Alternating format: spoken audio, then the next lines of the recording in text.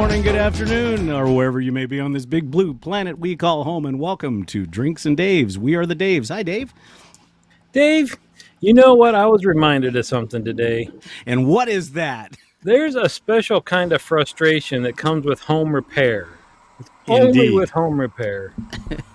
We're renting, and I got a text from my wife about water leaking from the ceiling in our bottom floor, and this and that. So I able to come home, and it was a small problem. But anything with water, no matter how small it is, if it's free flowing, isn't a small problem. Well, right? it's scary too. Yep. It's very scary. Yeah. So did you get it fixed? I got it. All it was that little knob on the back of the toilet that turns off the water supply. That was leaking. Oh, Now, okay. how something that just sits there all of a sudden decided to start leaking? Well, but remember where you live. A little bit of is it the this, earthquakes? a little bit of this, Just and it may not. constant? Yeah. It could be. Could be. But I've been so out of practice with home repair is I went to the store down the hill to get the replacement valve, and here I thought there's one valve. Oh no, it's top to bottom, side to side, every combination of every little size difference. And so he said, did you bring the other one? No. So back up which gets me to the minimum of the 2 trips to the home repair store for every home repair. Well, exactly. And the thing is, but see, you could have actually used that as an opportunity when he said, "Did you bring the valve? What do you want me to do? Bring the ball cock back?" See, you could have had fun with that. You could have had fun with that and had a major thing. So, well, tonight we're going to have a lot of fun. We got somebody special that's going to be here in a few. But first, what are you smoking? What are you drinking? And we've got 5 people in the lounge, our barflies. Hello, everybody. Please say hi. please say hello. Well, I told you I have the official cigar of Drinks and Days. Are we going to be able to get this on the Metropolitan Host? It's not lit yet though, because I got the deal. The cat is outside with me, and if I shut the door, then she'll want to go in. She doesn't like being out here with the door shut. So if she goes in, my wife will shut the door, and then I'll be able to light her up. Oh, Rich is here. Rich, good to see you, Rich.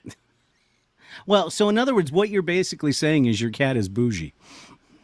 My cat is cigar blocking me. Is what's going on. What are you smoking? I am smoking a 2012 Oscar Valladares barber pole, which is part of a San Andreas and part Candela, a barber pole. Good stuff. Yeah, that's crazy. It's really, really That's good. got to take forever to wrap. Yeah, I would imagine it does. And it's box press, which I am finding the more and more I smoke box press cigars, the more and more I like them. Yes. There's Amber. Hello, Amber. Welcome. Amber's here. And we've got Yeah, that's Dreamweaver cool. here, and I know that Tig Lily's here somewhere. Do we call this guy Mr. Cool? Or can we go by his first names? We'll just call him Mr. Cool. We'll call him Mr. And Cool. I'm going to pour it. If you saw my Ardbeg tasting, Yes. This was my number one. This was the travel exclusive Smoke Trails. So we're going to have a dram of this tonight for the show. I'm doing in honor of our guest tonight. Yeah, I've been somewhat. Well, I'm calling it pre-show prep is what I'm calling it. But I've been pre-gaming, and I'm drinking gin and tonics with of course Bombay Sapphire. Wait, that's not what you told me to buy. No, I've got the Orbium down here, but I drink the Orbium straight. Oh, so I've got Sapphire in the freezer, so I need to compare those two, huh? Well, the Orbium's got a lot more of a botanical note, more so than the Sapphire. And I know there's another Sapphire that Chad likes that is even more botanical. Oh. No, it's not peach. And, we haven't seen him here, but I am happy. We've got 7 barflies. And hopefully, guys, don't forget to get your Drinks and Daves t-shirt and merch. You need to get that stuff. Get the merch. So what? Oh, What? oh, Huh? well, look who's here. Wait, is that? before you let him in the door, Oh, there wait. he Oh, is. kick Yeah, him, well, that's kick- okay. get Yeah, out. slam the door in his face. Get out. Okay, ladies and gentlemen, we have a very special guest. This gentleman is a retired major from the United States Air Force. Now, I say Oh. that for one reason only, because when you see his picture, you're going to look at me and you're going to say, "What in the hell?" That's But this man is a Renaissance man among Renaissance men. Let's just go over a quick list Did you before just we call let him in. pretty? Of course he's pretty. Of course he's pretty. Right. But purpley pretty too, on top of everything else. He's purpley pretty. But listen to the renaissance that this man, he collects. He's got a collection of Gillette shaving items that would beat out any. In fact, Gillette called him and said, "Dude, we are so envious because you've got more of our crap than we have." So that's one. He collects reptiles, meaning snakes. He collects tarantulas. He's a purveyor of ghost hunting. Can you believe this? Ghost hunting. And then he also, and what we're probably going to talk a lot about tonight, is the master of heat. Give me a word with P. I was going to say the pompadour of pepperheads. Just thinking it's not the kind of stuff you take antibiotics for. Not that No, kind of absolutely heat. not. Right, nothing So, you need ladies and help gentlemen, welcome. And PB, thank you. Welcome. And welcome, Mr. KJ Spider Vizino. Yay! Hey, KJ. How's it going, guys? Hey, how you doing? We see what's in the glass. First is first. I got gin and tonic. Now, are you doing bougie? What kind of gin? It's Gordon's. Gordon, does that come by the gallon? Yeah, in a probably plastic can. bottle, in a plastic bottle too. But who cares? It's good. All right. Yeah. Okay. No, For well, gin well, and tonic, it's perfectly good.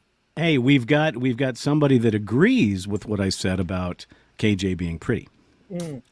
Now, there may be a little bit of bias in that, but I don't know. It could be. I've just got fans. Oh, No, no. and he's a. Did I say he was a ghost? Did I say he was a ghost hunter? Did I say he was a ghost hunter? Okay.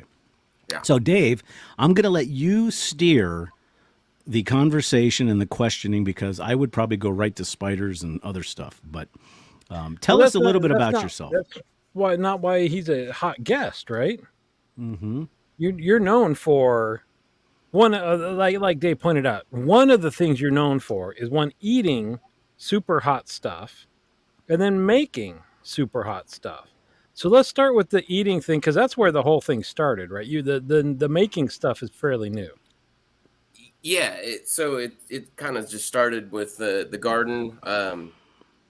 Bought a house that had a really big garden already established on it, and just deciding what to do with it, and decided to plant some peppers and some tomatoes and just see what we could get. Planted a few other things, but peppers seemed to be the thing that I was most interested in growing, and started off kind of small, but got some hot peppers, the ghost peppers, the Trinidad scorpions, tried to go Carolina reapers, things like that. And it kind of made it a game on the forum to make videos of eating hot peppers and then challenge other people to also try to eat some hot peppers and kind of push their limits and things like that. And ended up going all the way. I think that year the hottest pepper that I had was the scorpion pepper. And I know when I got to that one, so I was kind of working up through, started off real small with like serranos and jalapenos, get up to the habaneros, and then the ghost peppers, and then the scorpion. And my tolerance was kind of building at that point. Or numbing, depending on how you look at it. Yeah. Killing off the taste. Well, buds. real quick, before you go on, KJ, for those people that are not pepperheads, explain, because you were going through ghost peppers and stuff like that. Now, obviously, there's something called a Scoville unit. So explain how these peppers are rated. And start off with the one that we all know when we get the nachos from Rico in the drive-in. Start with a jalapeno. No, jalapeno is not the lowest because that's too hot for me. The green pepper is where you start. So the peppers have a chemical in them called capsaicin, and that chemical mimics the effect on a pain receptor. It doesn't produce heat. It just tells your pain receptors that you are experiencing heat. So it's a false sensation, but your brain thinks it's real. And the rating that they use to measure the level of capsaicin in the peppers is the Scoville heat unit. So yeah, when you start off with a bell pepper, it has a Scoville heat unit of like 100. It's 100, Dave. 2. 100. This is gonna be so much fun. It's not a 1 to 100 scale. Like there's a long way to go. So 100 is very low. Pretty good. What is the highest right now? The official highest I think is like just over 2 million. That puts some tickle in your pants, doesn't it, Dave? I think my pants would be off because I would be having problems. Well, okay, so we have a feeling on how the units work. Now, also talk about the fact that there is a show, and I can't remember the name of it right now because I'm old, as it says, the old Dave. Hot ones. The hot ones. Now, they do different things, but it's mostly chicken wings, I think. But we have done on the forum, we've done the Pocky One Chip. We've done the Demon Toe. I don't know what you explain that, lollipop. KJ. Yeah. Right. So when I went through all those challenges of trying to do the different peppers, obviously I got to a point where I ran out of peppers to eat, and kind of we maxed out on that challenge. So then we start going to the internet and see, well, what else is out there? Wait. So you maxed out because you ate the hottest pepper that you could get. Yeah. Is that what you're saying? And that wasn't hot enough. Well, yeah. Well, he didn't say that. He didn't say that. You got to push your boundaries. See what you're capable of. All right, go ahead. So like the Pocky One Chip challenge is like a Dorito that has the hot pepper powder on it. And then there's a lot of the hot food challenges. They're like, oh, you know, in order to pass the challenge, you have to eat it and then not drink anything for like 10 minutes. Or there's a certain level of you just have to put up with it to survive the challenge. So we did the Pocky One Chip challenge, and they've made different versions of the Pocky One Chip. Like every year, they've kind of like one-upped or changed the formula of it. One time they made it blue, so it made your tongue blue. One time they put the spicy Szechuan pepper in it, which not only burned your tongue, it also produced this like tingling sensation. So it just kind of gave a different effect on it. But the Pockies were all kind of about the same heat level. And I don't know exactly where those stood on the Scoville unit. I think they were right around the 2 million still. So let's pause for a moment to discuss the Pocky. To discuss the Pocky One Chip. Okay. There is a warning that I will say, and KJ's laughing already, because if you eat a Pocky One Chip while on keto and on an empty stomach, it does not end well. I completed it. Why would you do that? Because I was an idiot. More than anything else, but I finished it. Almost had to go to the hospital, and but yeah, it was fun. But yeah, that's a good time. Here's the best part of this. We have some friends that were moving, and this was right around Christmas time for you guys that remember. And so we had planned that evening to go out to a Brazilian steakhouse. You know, the ones where you spend $40 and they come by with big shish kebabs full of meat, and they just hack off pieces of cow for you to eat. Well, I guess I should say that after I was going to do a shave with the Pocky One Chip on video. I couldn't do it. I had to lay down for about 3 or 4 hours. So then we went to dinner, and it was so bad because we were supposed to go to a Christmas festival. Well, I told them, I said, guys, I can't. I've got to go home. This is not good. Well, so they went home, and now 9 months later, because of that night, they had a baby. And that baby is, the nickname for that baby is Pocky. All right. So I want to know, Spider, so you're talking about these chips that are 2 million units. Yeah. The ghost pepper, I think just because of the name, has a lot of cachet to it. Do you know how many Scoville units like a ghost pepper is? Ghost pepper is kind of around 1 million. Wow. It's up there. Ghost pepper is like the first one in what they call super hots. So your jalapenos are about 5,000. Your habaneros, your Scotch bonnets, those are around 100,000. And then your ghost peppers are kind of in the 700,000 to 1 million Scovilles. And then your scorpions and your Carolina Reapers are the 2 million plus. Now, is that I know that you and I have talked about it. Is there's this thing called Pepper X, or is there something that's on the horizon? Yeah, so Pepper X, so Smokin' Ed Curry is the brainchild behind the Carolina Reaper. He grows peppers, does crosses, and he developed the Carolina Reaper, which is the current world record holder for the hottest pepper. But he's also doing all these mad scientist things behind the scenes, trying to create an even hotter pepper. But he has the world record, so he's not like putting anything out to beat himself. You know, he already has the record, so why put something else out there? He has put them out in special things just to make a sauce that's different, and Pepper X is one of those. And the show that we were talking about, the Hot Ones show, they work with him and his sauces, and so they do have their last dab, which is the hottest sauce that they have. They've had several different versions of the last dab over the years, either with scorpions or Carolina Reapers. One year they made it with the Pepper X, and then his latest thing is called the Apollo pepper, and that's kind of his hottest thing. But Pepper X and the Apollo, he hasn't rated them. Like, he hasn't put them out to get them actually tested. He knows they're hotter, but there's no official Scoville unit behind them because he has no reason to go out and prove that he's hotter than himself yet.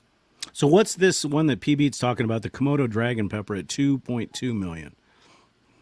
I haven't heard of the Komodo dragon pepper per se. There's one that's called a dragon's breath that I've heard that somebody else has produced, and I think they're from England.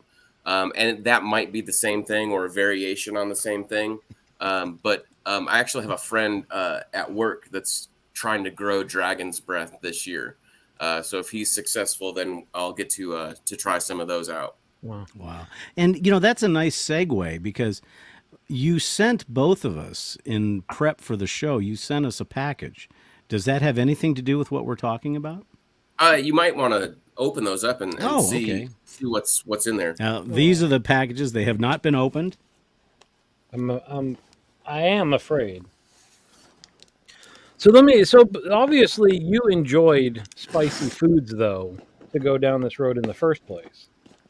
So did you grow up just with a lot of spice in your cooking? I really didn't. I wasn't really a hot sauce person growing up. I would have salsa, but didn't really get into hot sauces. When I was in college, there was a restaurant that I went to that had different sauces or salsas, a salsa bar, and one of them had a pineapple habanero hot sauce, and that was really the first thing I ever had that had any level of burn to it, and I loved it.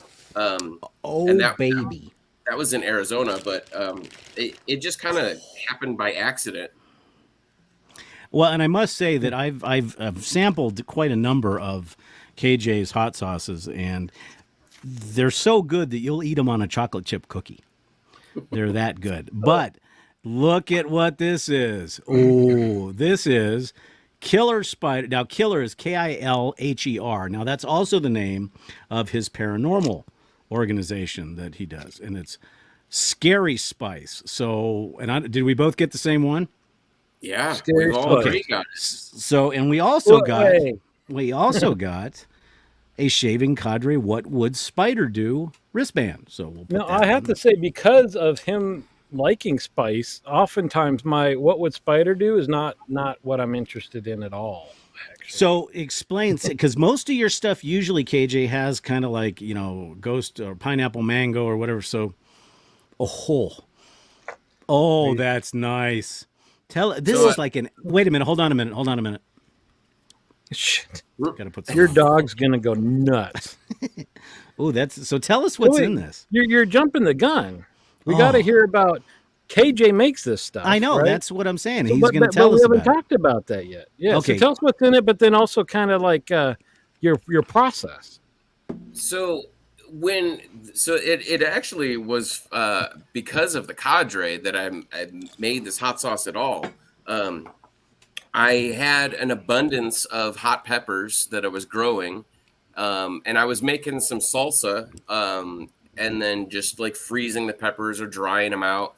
But I wasn't really making anything with them per se. I was kind of growing them just to grow them and just to prove that I could and to get some hot stuff that I could try.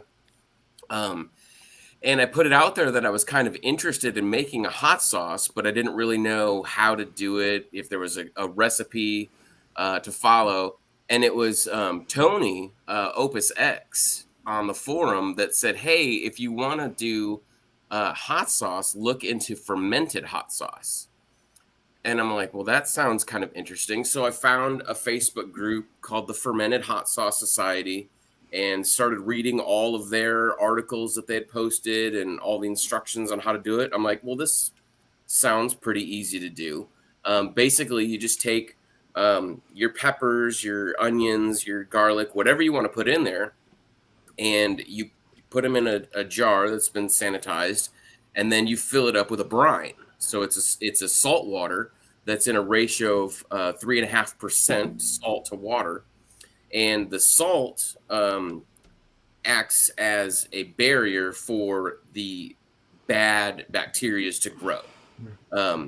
But it allows the good bacteria to grow, which is lactobacillus, and that's what actually ferments the vegetables, and it's naturally occurring on the outside of most things that you're growing in your garden. So you don't have to add anything to it. Just the natural bacteria that are on these things will cause them to ferment. Will this be? Would this also be the same as the process that's used when they make kimchi? Very similar. Very similar, and it's very similar to the process used in like home brewing. Because we love You some still kimchi. you still seal it in a jar and you put an airlock on top of it to keep all the oxygen out. You know, once it starts fermenting, it starts bubbling. You've got a little bit of headspace in your bottle, and that oxygen that's in there is going to be displaced by carbon dioxide as it ferments, and your airlock is going to get all that oxygen out to produce an environment that the bacteria, mold, things like that just can't function. And people will ferment it anywhere from a week to a couple of months up to several years. Tabasco hot sauce, they actually ferment theirs for 2 to 3 years before they bottle it. So it's like a good scotch. It's aged. Yeah. And Now let me ask some, you. Go ahead. some of What them are does the barrel aged. fermenting do? Does that mellow out the flavors? Or I mean, It does. It can mellow the flavors. It also brings out what some people term as like a funky flavor. So instead of just being a straight pepper, you're getting different levels of flavors from the fermentation, and the length of time that you ferment it is going to bring out different flavors. And so these ones that I made, this scary spice. So this has a blend of. I didn't really measure anything out. I just kind of threw a bunch of stuff in there. you just sent us this crap, Dave. That's okay. I'll put it on a cookie.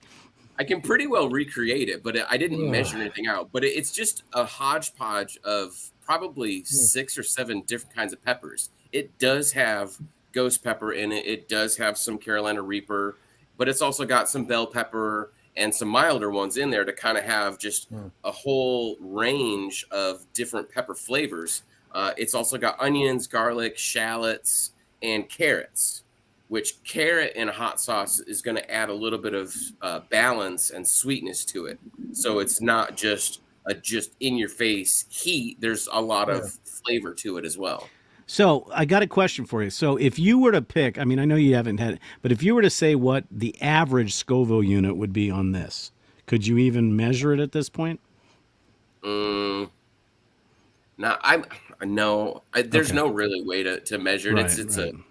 big expensive process, but Right. So maybe 100,000. I don't know. okay, so the difference, so basically, when you're talking about the fermenting, now obviously, when I was, and you, I don't know if you were stationed there, but I was stationed in Korea, and you had kimchi pots where they would take the cabbage, they would spice it, they'd put it in the pots, and they'd bury it.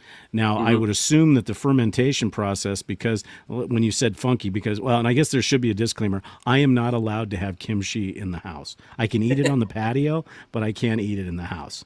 But Love the I smell love of kimchi. kimchi. I love kimchi, and it's good on everything. It's even good on cookies too.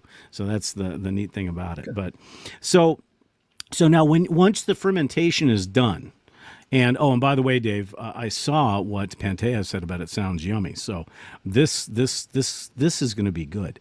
We're having nachos tonight too. So There you go. So when you're talking about this, so once everything is fermented, do you take the fluid that's in there and separate it from the veggies and all that other stuff and the peppers, or do you take it and do you blend it all together? So initially, I do separate it, but I don't get rid of the brine. So the brine absorbs a lot of the capsaicin. So a lot of that heat is now in the brine and is kind of separated from the peppers themselves. So you definitely don't want to dump that out. I've got a Vitamix blender that just minces everything. So what I first do is I will strain out the brine. I'll put all my peppers in there. I'll add a little bit of brine back into it and blend it up until it's like super smooth.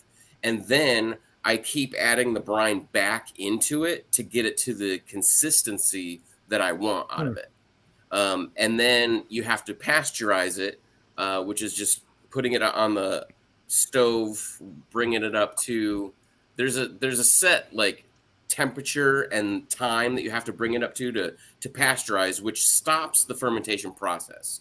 So that's what kind of helps make it shelf stable so that it doesn't keep fermenting in the bottle. Because if it did, you would open it and it would explode when you opened it. We had that happen with an A1 bottle, but that's another story. So I assume that the reason why you sent this to Dave and I was for a reason, I'm sure. And before we get to that, before we get to that, obviously you guys can see that in the lounge that there is a spider. So real quickly, as fast as you can, what is the fascination with the spiders? And I already know the answer, but for those people that don't know you, tell us about your spider thing as well. Yeah, so I mean, as a kid, I was always scared of spiders. I was told that I got bit by a spider when I was really young and had an allergic reaction. So my entire life, I thought that I was allergic to spiders and allergic to spider bites. And when I moved out to Arizona, I found a tarantula crawling across the yard, and I thought it was really intriguing and interesting. And wasn't really scared of it. I was just like, wow, that's really cool.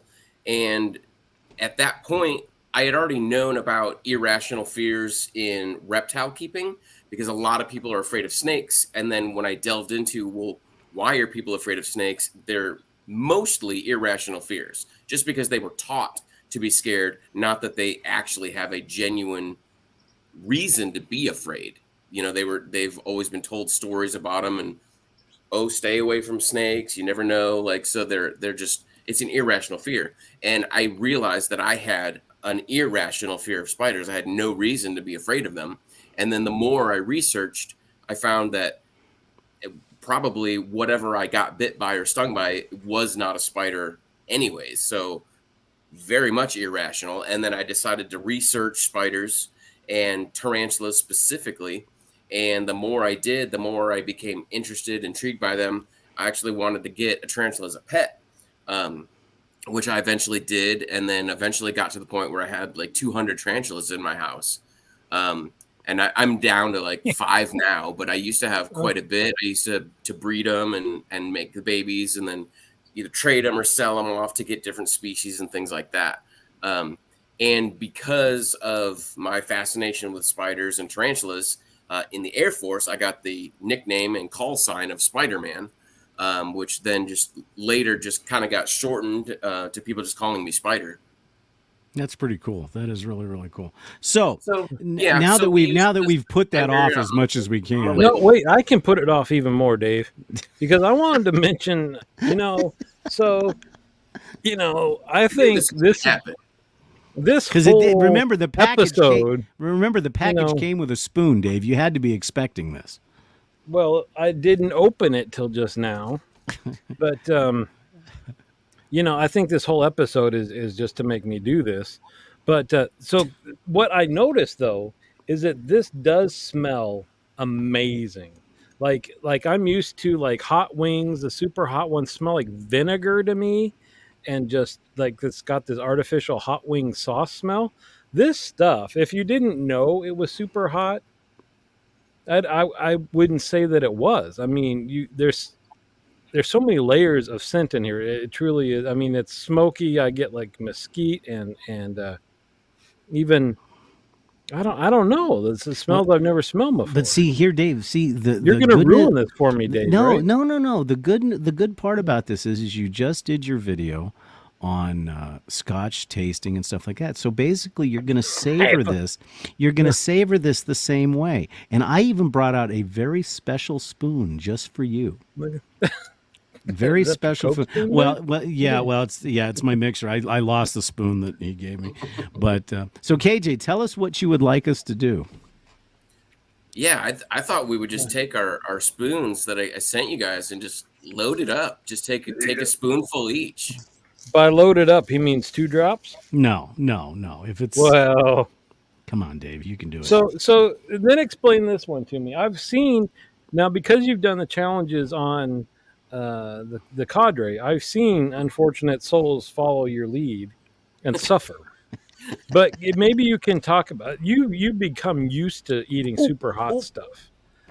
But people that aren't used to this, kind of what physically happens to them when they try to eat stuff that they just aren't ready for.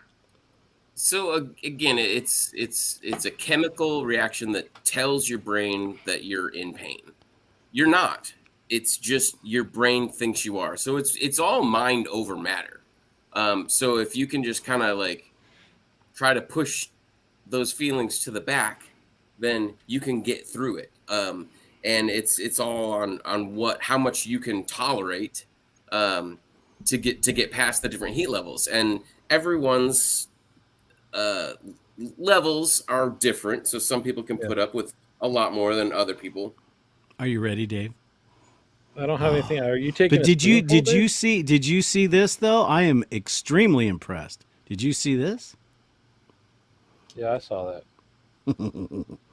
Well, I'm ready whenever you guys are. I got my spoon. And KJPB did have a question. Are yours non-extract based hot sauces? Yes, I do not like extracts in hot sauces. I've had a few and they're just crazy. So mine are all natural. I'm not adding extra extract just to bump up. Well, wait, let's see what's in there, Dave. Come on. Let's see. What Tilt the spoon. there's more than a drop. I don't know that you can see it. Oh, come on. Really? There's 1.5 drops in there. Okay, I'm There's ready. at least 4. 3, 2, 1. Salud. Oh, that's good. Oh, is that good? That's delicious. Oh, that's beautiful. Oh, wait. Okay, so since Dave's going to pass out here, the first hit that I get is the garlic, and it's almost got like a buttery garlic, and then it starts to ramp up a little bit, and then you get the sweetness of the carrot, and then it starts hitting the back of the throat, and it's warm. It's not hot. It's warm. Right. Yeah. No, I'm totally fine. Dave would beg to differ on that one. That is beautiful. So what's interesting, I mean, obviously everybody has their well, okay, let's say this. You're not built physically because you can learn to tolerate hot sauces, right? Absolutely. Which is super interesting because it's not like you're physically changing the makeup of your taste buds and things like that.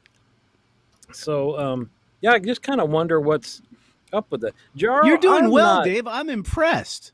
So the heat, I put it on the middle of my tongue because I hate it when your lips get numb and start throbbing and stuff. You mean you didn't So swish it around in your mouth like a scotch? I swallowed it. Just be happy with that. Yeah, but 2 drops. Come on. No, there was 4. To be fair. To be fair. But the hotness has expanded to the top palate now. But there was flavor before the burning started. Now, see, that's the thing. This was 4 drops. I could sit here and not be in tears and stuff. If you did like ate food or did the whole spoonful and stuff like that, you would be miserable. No. I would be. I Oh, would be. okay. Right? It was wonderful. Just the bouquet, and it warms you up. I mean, literally, the comparison to me is, you know how a scotch warms you up from the Yeah, chest but up? it stops. Yeah. It stops. Yeah, but see, that's what's good about this stuff is it doesn't need to stop. It lingers. It lingers. I still have that warm Yeah, feeling in my chest. Still. Exactly. It's like a warm hug. It's like a pepper hug. So, but here's the problem. My understanding is if you are used to hot, spicy food all the time, if you don't have super spicy food, you don't taste anything, right? You become dependent on it. Okay, he's got a point there. He's got a point because obviously KJ used to live in Arizona. I live in Arizona, so we eat Mexican food and spicy food all the time. And I would venture to say that Panteja is also used to a different type of spice, but it's still somewhat spicy food. No. But you get to the point where you almost have to have it. Or at least I do. Because KJ knows I'm like a crack addict with his with his is salsa. unpleasant. I was like, I need more.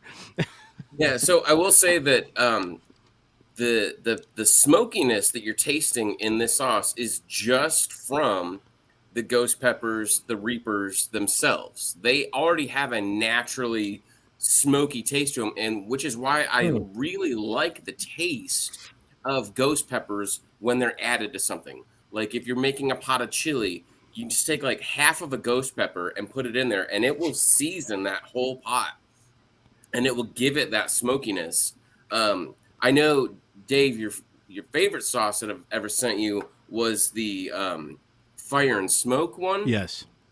which is the exact same formula as this. It's just we smoked the peppers on the smoker okay.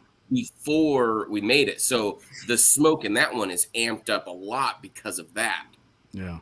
Well, I'm very excited because as soon as we're done with our show, we're having guacamole tacos and or tostadas, and this bottle will be very little after we're done.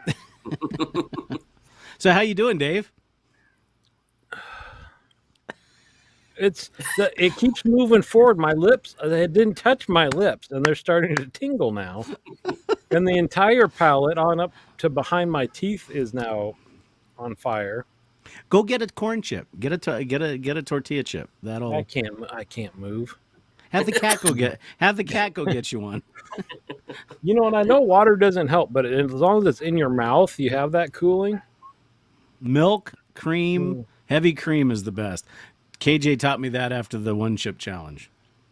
Heavy cream has been the thing that helps me the most, and I wouldn't have discovered it had I not done like keto and using that as like a fat bomb for keto.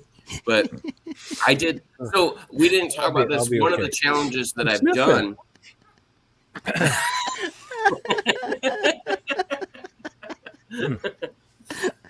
There's the Death Nut Challenge, which is peanuts that have been dusted in various levels of heat, and I think the top death nut is like 9 million Scovilles. And I did it one time just for fun, just to see if I could do it. And then I did it again because there was a bar that was having a competition that you could win money for.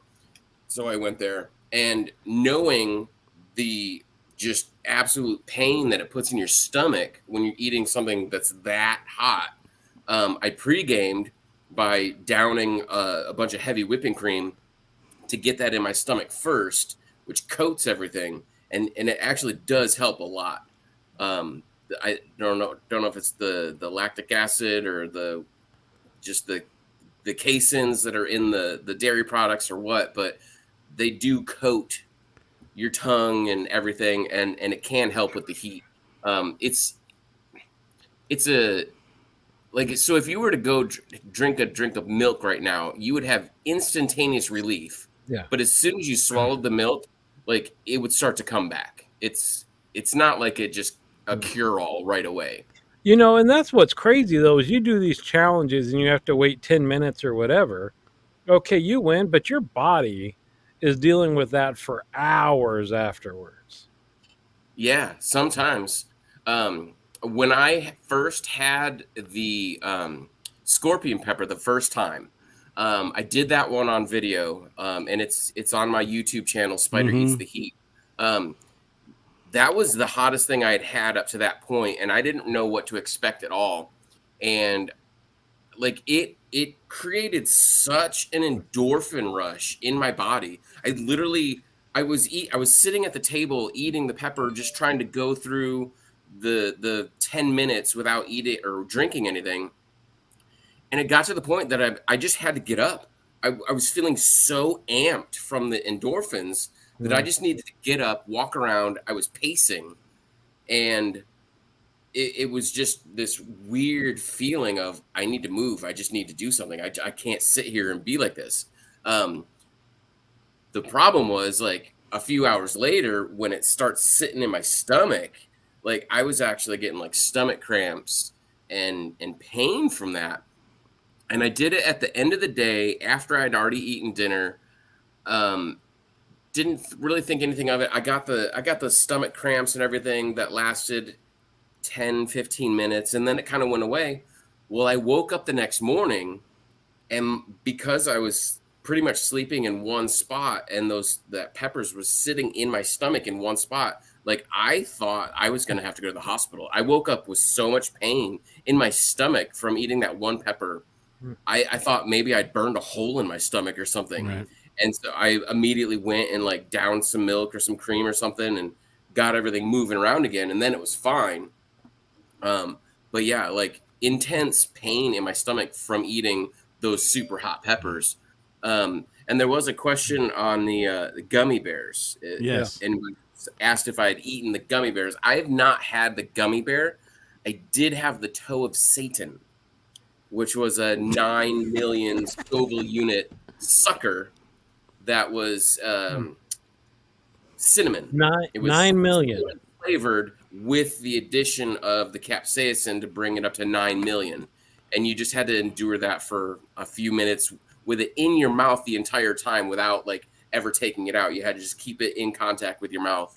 And that one wasn't fun. I'm not really a big fan of cinnamon, so I did it just to do it, but wasn't really a big fan of that one. But that one I think is very similar to the gummy bears. Well, let me ask you both. When you're eating something that's so not like a pepper like that, but you put this hot sauce on your food, you're obviously getting some heat because you enjoy the heat. But, like, do your lips get numb and tingle and all that stuff, or you just taste the stuff and it's like a little spice and then it just goes away? When I'm eating the hot stuff like this, I still get the tingle. That's part of the experience. Like, it's not like overpowering, but yeah, I enjoy the tingle. But the thing is also, once you start getting to a certain level, is you start noticing that, you know, your standard store-bought salsa or whatever you get just isn't enough, and you go and you have to grab some of this. So, well, like I told you guys, I've moved up from mild salsa to medium. So I know what you're talking about. Yeah, but just look at the step. Look at the step that you took today. You took a huge step today. Yeah. Here's a question. What is barbecued shrimp crazy hot with just cayenne, black, and crushed red pepper? Why is that? It sounds like it tastes hotter than the individual peppers themselves, is what he's saying. Maybe the crushed red pepper flakes. I don't know. I don't know why. Well, you know, it's funny that you mentioned. I think certain people have different heat level profiles, and what I mean by that is that sometimes Sharon and I'll have a Mexican meal, and something in the sauce that came with hits me hard, but yet I can take a spoonful of wasabi and be fine with it. So I think it depends on what the spice is as how it affects you. Well, that is true because each pepper, it, just because one pepper is hotter than another doesn't mean that it's going to hit you the same way. Just be hotter. The makeup of them is all different. So some peppers will like basically hit your lips and hit the front of your tongue and the front of your mouth, and some you eat them and swallow them, and then like the only thing you feel is in the back of the tongue and the back of your throat. So some peppers hit your mouth in different areas than others. Some of them like come on strong and then slowly die off, and some of them like ramp up. Some of them you're like, oh, I ate that pepper and I didn't notice anything. You swallow it and you're talking, and all of a sudden 30 seconds later, whoa, now it just hit. So each pepper is different, which is why like blending hot sauces can be an art, to mix the different levels. Not that I have done anything special. I just threw a bunch of stuff together here. So it's not like I did anything on purpose that way. But having the different types of peppers in there to give you those different levels to kind of even it out it can be an art form. Well, and I also think that one thing that we haven't mentioned is the one thing about hot sauce in general is you were mentioning that it hits the lips, it hits the tongue, hits the teeth, you get numb. But the one thing about hot sauce, depending on your level, is it's also the type of heat and pain that keeps on giving.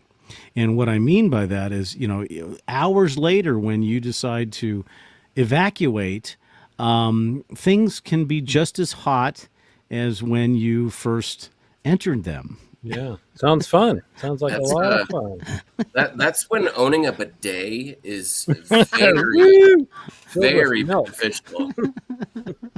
So this is funny. Tig Lily mentioned, addicts can explain why. I was kind of like, why would you keep eating this stuff is making you numb and all that? But it was interesting when KJ was explaining that it's hitting pain receptors and making you feel like pain. It's crazy to think about your body working that way, because that's exactly the opposite, right, of like pain control medications. But for some reason, you yahoos are wanting to trigger those things, which, maybe that's not bad. Maybe when you're actually in pain, you just stop eating hot sauce and take away that stimulation and be all right. So how you feeling now, Dave? It's not bad now. Now it's just there's a little still warmth at the top of my palate. See, that's the thing, is also like I wouldn't want to walk away just feeling the inside of my mouth all the time after a meal, but I will, because KJ sent me this and went through all this. I will put some on my eggs this weekend. I will see whether it's like mixed in, kind of diluted down, because the split second of flavor before the heat, like you were saying, the smokiness and all that stuff, that's good. I want a sauce that has all that. You sent me one called Cherry Bomb, I think. Oh, that was Yeah. delicious. That wasn't spicy at all. That stuff is good. So that one was made with just a pepper that was called a cherry bomb pepper, which I think when you eat one raw, it tastes like a spicy bell pepper. It was a very fleshy pepper. They're small and round. It was kind of like twice the size of like a cherry tomato. And very fleshy, thick-walled fruit, very sweet, but also had like initially you bite into it, you just taste the sweetness of a bell pepper, and then a little bit of heat kicked in. Not quite, I'd say maybe half of the heat level of like a jalapeno. So that I thought was the perfect pepper to do just a basic, easygoing introductory level sauce, and that one was made with just those peppers and some garlic. That was awesome. So you said that you started with some basic peppers. So to get like ghost peppers and stuff like that, can you just order those seeds online? Is it easy to get? Yeah, there's lots of places now that you can just go and order. The place that I ordered from recently, he probably has like over 200 different types of peppers that you can buy. Wow. There was like people are producing and crossbreeding and making all sorts of different things that are crazy looking. We planted 20 some different peppers last year. just to kind of see what we could grow, how they would turn out. Some of them were more decorative. There was one called a Dracula pepper. The plant itself had black to purplish to black leaves. That's cool. And then when the peppers grew in, they were black, but then when they ripened, they turned this just blood red color. So they called it a Dracula pepper just because it's all like dark and gothic. And they weren't great peppers taste wise, but it was just kind of a fun plant to grow. But there's other ones that people are growing for the taste. There's some of them that they're kind of growing out these fruity profiles. They've got heat, but they're peachy or they're lemony and all these different flavors that they're trying to get out of some of these peppers. Here's a good question from PB, KJ. What do you think about hot sauce desserts? I think that hot sauces can go very well with desserts. The balance of sweet and spicy can kind of go hand in hand. I haven't really had too much in that area, but like I can see getting some spicy ice cream being really, really good.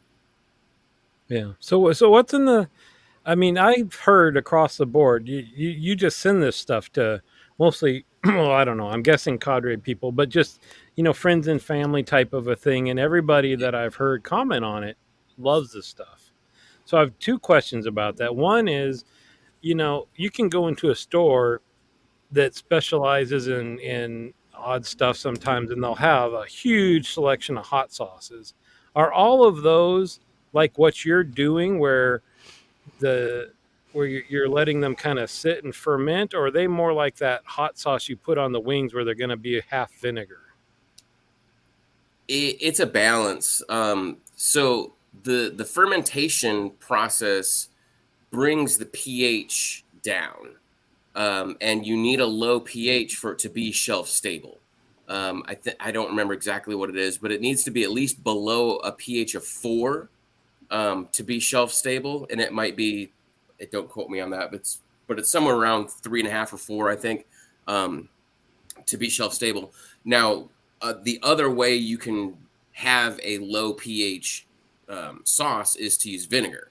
So you can make a fresh sauce by just taking your peppers and blending them up and then adding vinegar to it. And a lot of your commercial sauces are made that way because it's much quicker and easier to just blend it up and add vinegar to it than to actually go through the process of fermenting it. But I think out there's a good mix of vinegar-based sauces and the fermented sauces. But I also add a little bit of vinegar to mine just because I do like the taste of vinegar. They're not as vinegary as some of your commercial sauces, but I do add a little bit of vinegar into mine. Yeah. Have you heard of this one Jaro's asking about? Respiro del Diavolo. Nope, I've never heard of that one. So my other question about everybody loving your hot sauces is, do you want to do more? Because I think people would pay for them, the ones that have had them, but obviously you would have to spend a lot more time and energy in production if you ever went that route. Right. So it depends on what state you're in and what the laws are for producing food.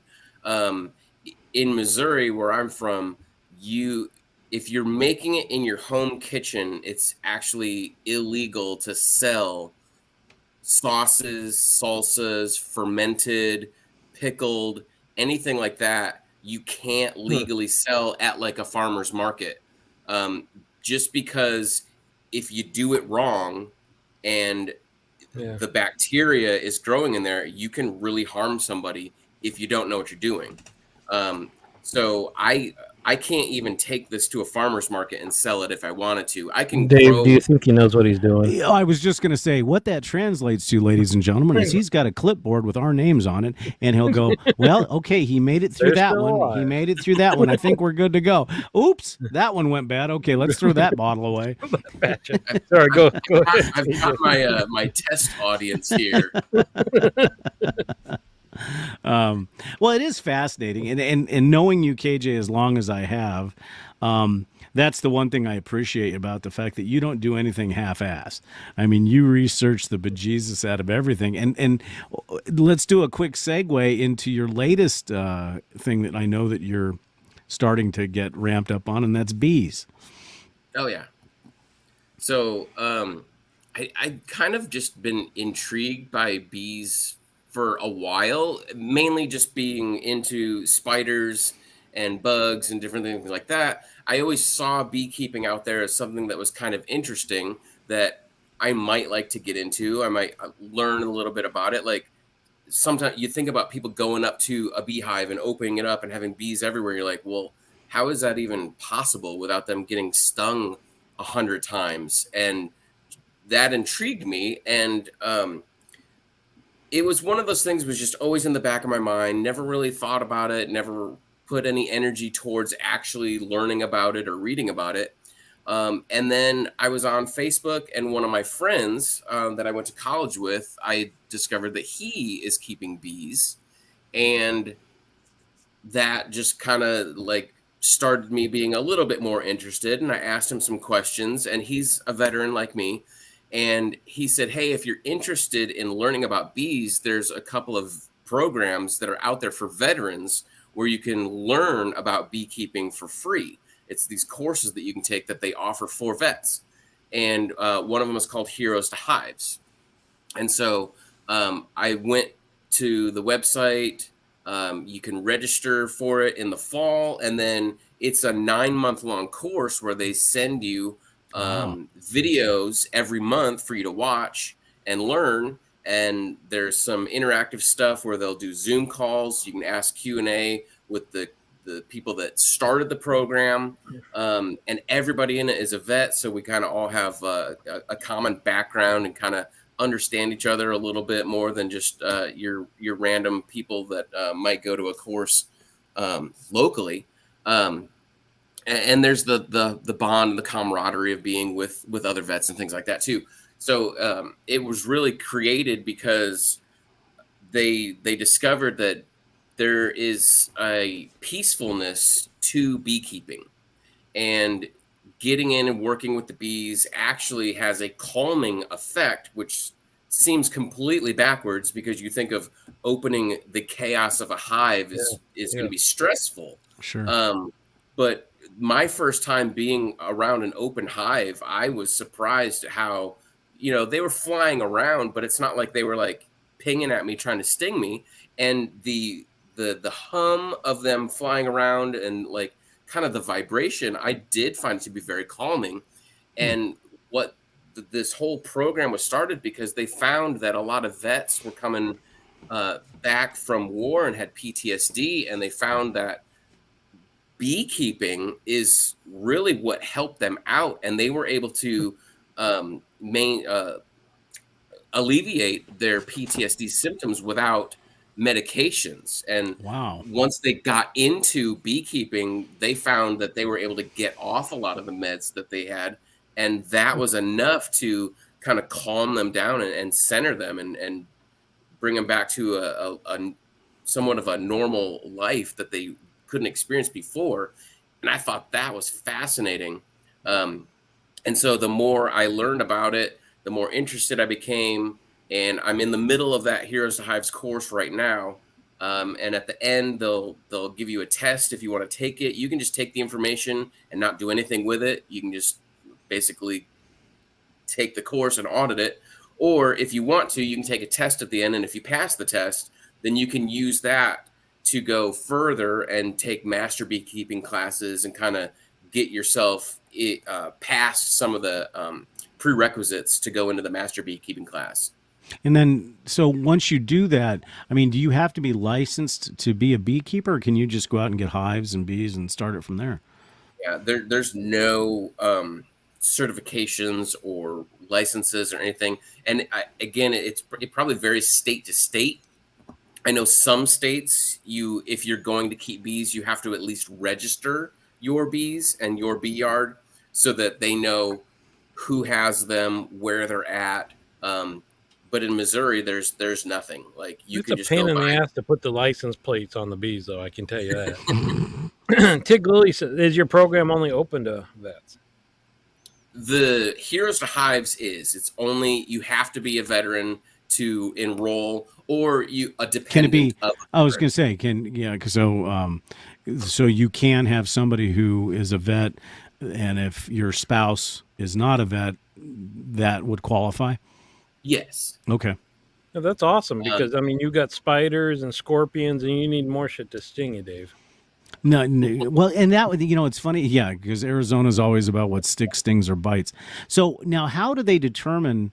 Because and this may be myth too, is how do they determine? Because obviously out here, the Africanized bees are a big problem. I mean, mhm. they've pretty much become the dominant bee out here.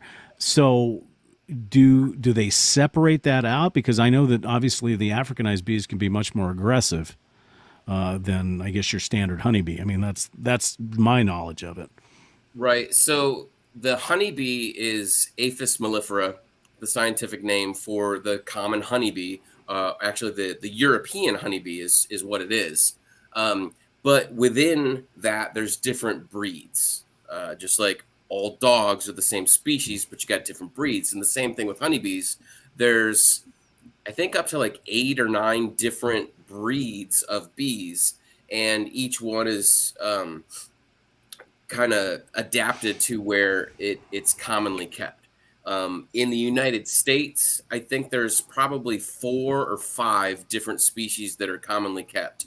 And the problem is, it's really hard to keep your bees purebred and be that one breed, because when a new queen is hatched, she goes off and mates Oh, with what a males husband. that Yeah. are not from her hive, not from her colony. Um, so who knows what the breed is of the males that she's mating with, and Yeah. she'll mate with up to 15 different males over the course of a week or two, and come back, and all of the sperm that she has stored up from those matings is how she fertilizes her eggs for the rest of her life. And so whatever genetic mix she gets, so she's half breeding all these different offspring from whatever she mated with out there. So just because you buy a Carolinian or Italian breed of bee doesn't mean that that's what your hive is going to be, as it goes forward. So Yeah. with that, okay, so with that being said, so with the Africanized bees, so that's one of the ways that they propagate and keep getting more and more. Because you and I and Dave are of a certain age that the whole Africanized honeybee thing, that was a big scare. Yeah. I mean, that was a huge scare that, these bees are going to come up and kill everybody. But here in Arizona, every year we have people that die because they're attacked, and usually it's because they come across a monstrous hive and stuff like that. But are those bees still honeybees, right?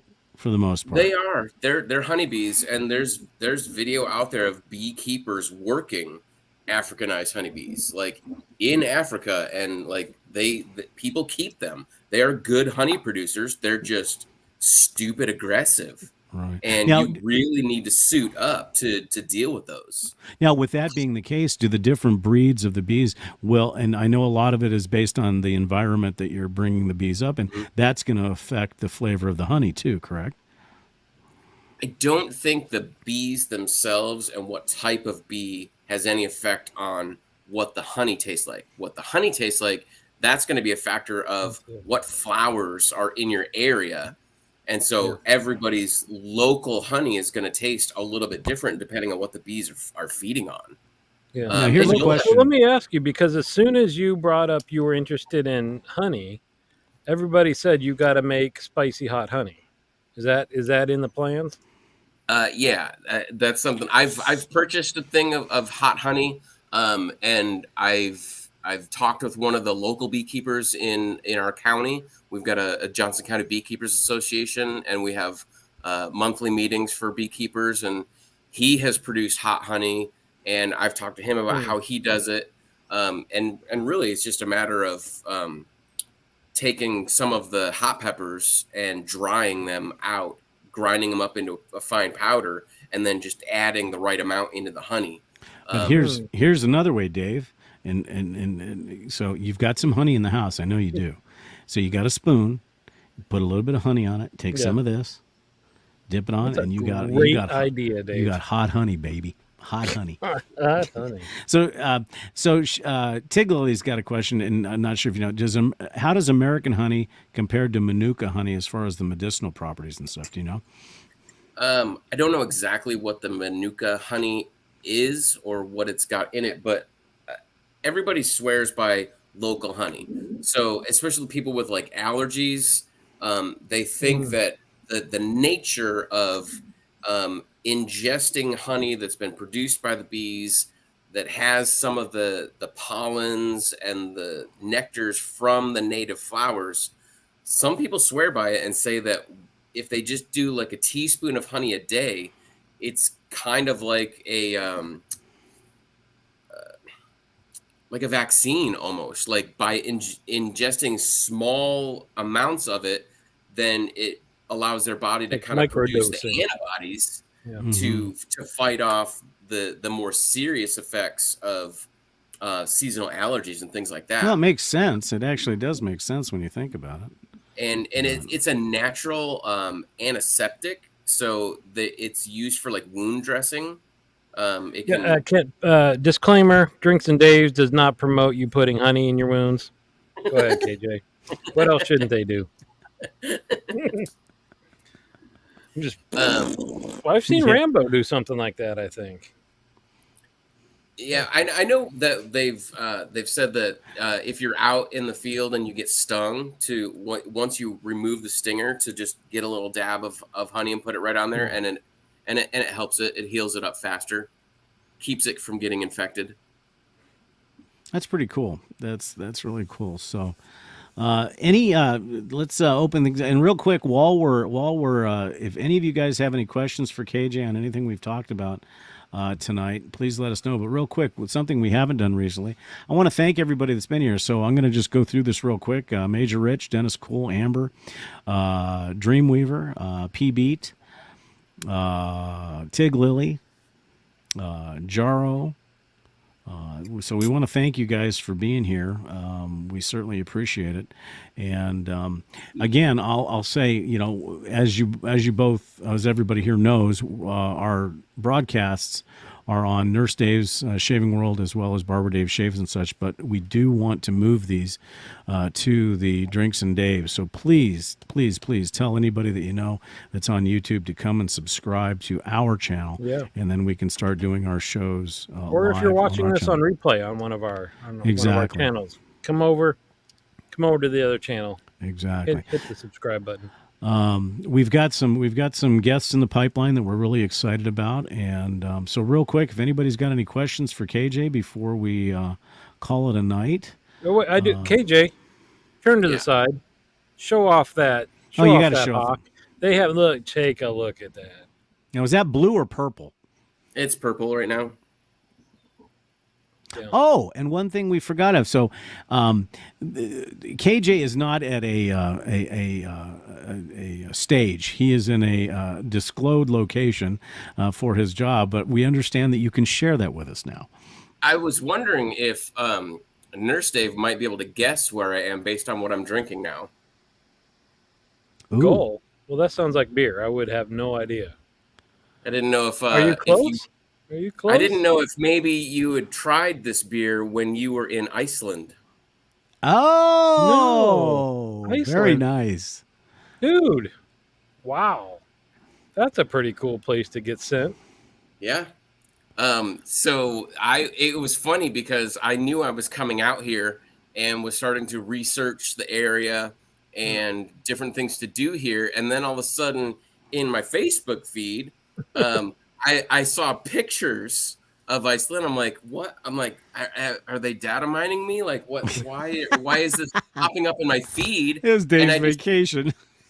And then I discovered that you were in Iceland. I'm like, that's funny because I'm going to be there in like 2 weeks.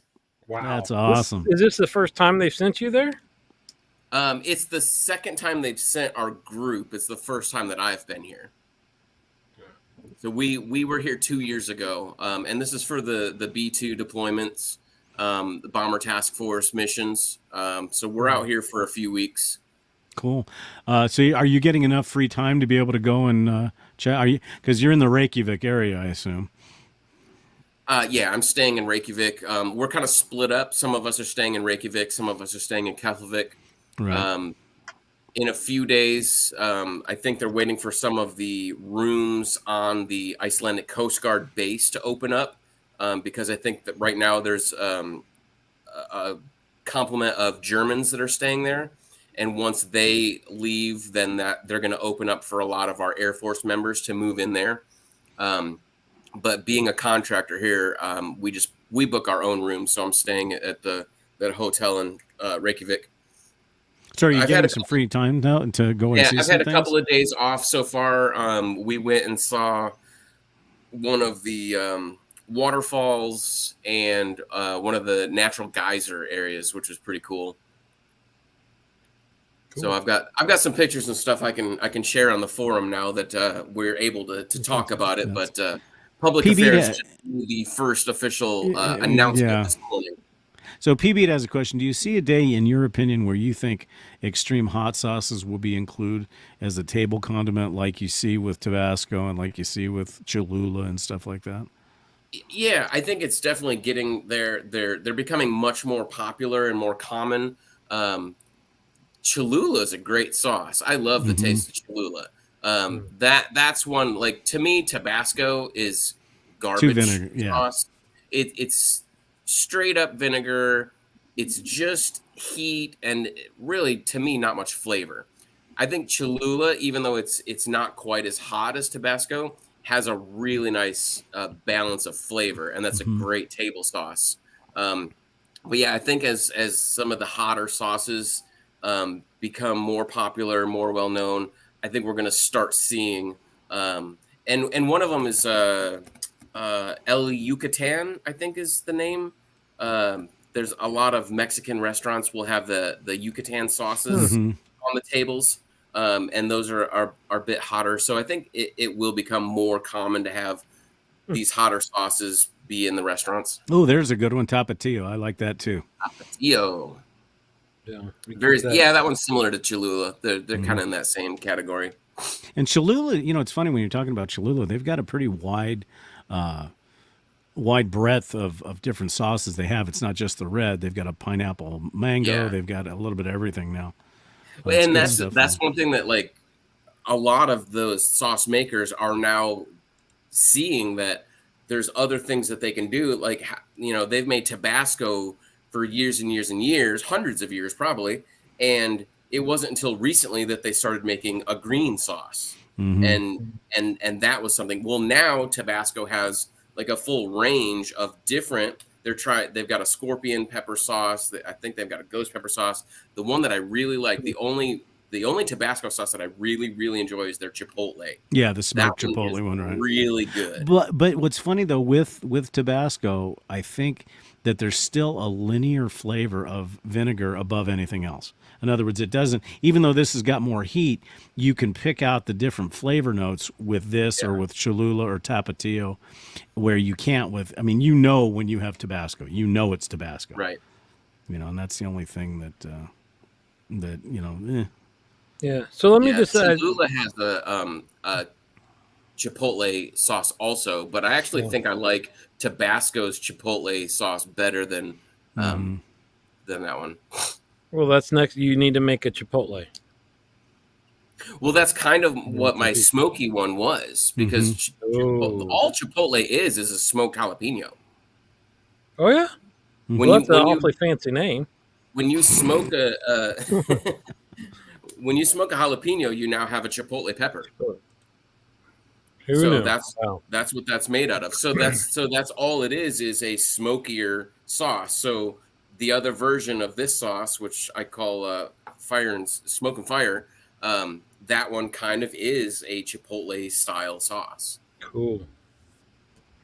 All right. Well, it's about time we wrap it up. I put the banner on the bottom with our email address again, because we have a potential another super cool guest for the next week. If not, it'll just be probably Dave and I just yapping back and forth. But I want to thank PB. He's emailed a few times with some ideas for us to talk about. Haven't forgotten about you, PB.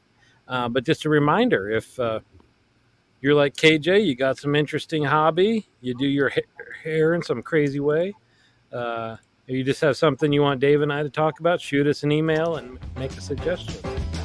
Yeah, so, we want to thank everybody, our barflies. Don't forget your drinks and Dave's merchandise. Make sure you come and subscribe to our channel. And don't forget, next week, 6 p.m. Pacific. And first and foremost, KJ, we want to thank you so much for joining us. We know that it's very late or early there.